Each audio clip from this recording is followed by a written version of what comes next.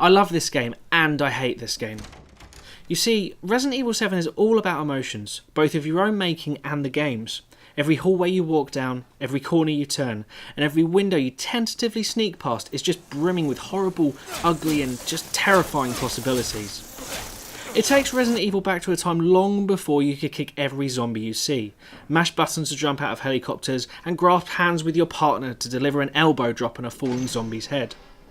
Resident Evil 7 Biohazard strays so far from the last few games in the series that it's hard to even fathom that they're from the same franchise and set of developers. It takes the eerie atmosphere of the first couple of games, adds in a dose of the unrelenting nemesis creature that tracked you down in number 3, and it isn't ashamed to borrow a few mechanics and tropes from recent indie horror successes like Outlast and Amnesia. Don't think that this is just Capcom copying ideas though, as Resident Evil 7 is strong enough to stand on its own despite the nods it gives elsewhere.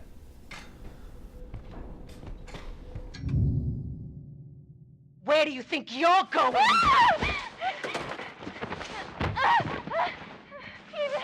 Ethan, please help me.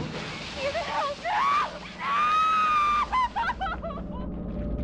Now set in first person, you play the role of Ethan Winter, who has tracked down his missing wife and is on his way to find her.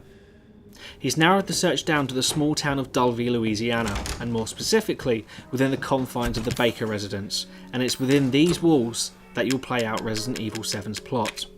The Baker household is the closest thing to come to the mansion from the original Resident Evil. At first, when you're learning the complex, you're wary of every turn and every door for fear of what lurks beyond. The initial opening hours don't help things when you're quickly being chased around by Jack Baker, a sheer giant of a man who hunts you down within seconds of getting acquainted in your new surroundings in the Baker house. It quickly gives the player a panic-induced state, and on more than one occasion in Resident Evil 7's opening hours, I felt desperate, frightened and panicked all at the same time, a position I never envisioned myself being in whilst playing a video game. Battles with Jack are what will probably stay long after the credits for many who play through Resident Evil 7. He leaves you feeling totally helpless, and ways to damage and hurt enemies that past Resident Evils and other games teach you is quickly thrown out the window, just leaving you scrambling for ideas. Once you've worked out the correct method for the boss fights, you're quickly able to dispatch of your nemesis accordingly. But when you're left feeling helpless, it's a wonderful thing to experience, thinking that, just for a moment, you're really powerless to do anything at all. Eventually though, I got used to the madness and the creepiness of the Baker house, and in a way found myself getting comfortable with its surroundings. So by the time the game was forcing me to move on to other areas around halfway through, it was a truly bittersweet moment. Sadly, the second half of the game is nowhere near as strong as the first, quickly dropping the intuitive ways to surprise and interact with the player in favour of more natural gameplay tropes that you'll have seen before. It's not bad, but compared to its strong start, I have to wonder if the developers felt like they had to wrap the game up in a certain way with its narrative.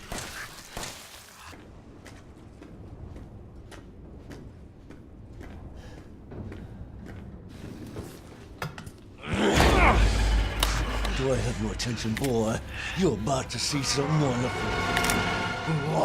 The game took around 10 hours for me to complete, and upon finishing the game you'll be given a new Game Plus option to revisit the Bakers with new items and a new Madhouse difficulty mode.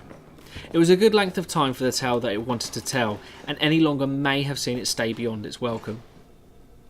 Combat is restricted early on to knives and the standard handguns and shotguns that Resident Evil games often provide, although you'll need to conserve ammo and try to take enemies out with melee combat in order to save your ammo for the bigger boss fights that come later.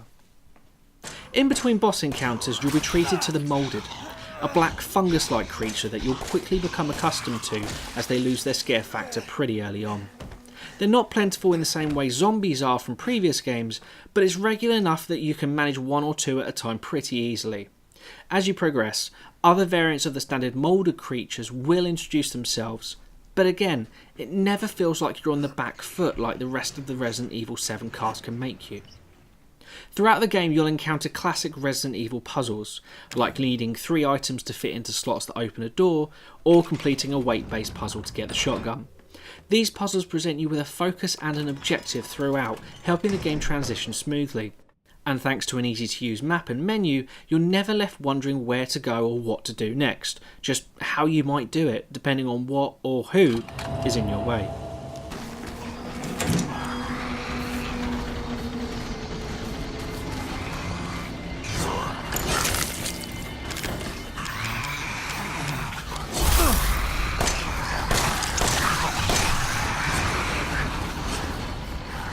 In a world where games are trying to be as big as possible, it's great to see a fully fleshed out smaller space, filled with interesting nuances and surprises in most places. Resident Evil 7 does suffer from some long load times though, with an initial load taking a good few minutes. Thankfully, the game runs seamlessly throughout, and I hardly encountered any graphical or technical issues. One other section where Resident Evil 7 does take a while to load is when loading an in-game VHS tape. Like the demo beforehand, this allows you to play moments in the past, and the load times between these are, unfortunately, longer than they really should be.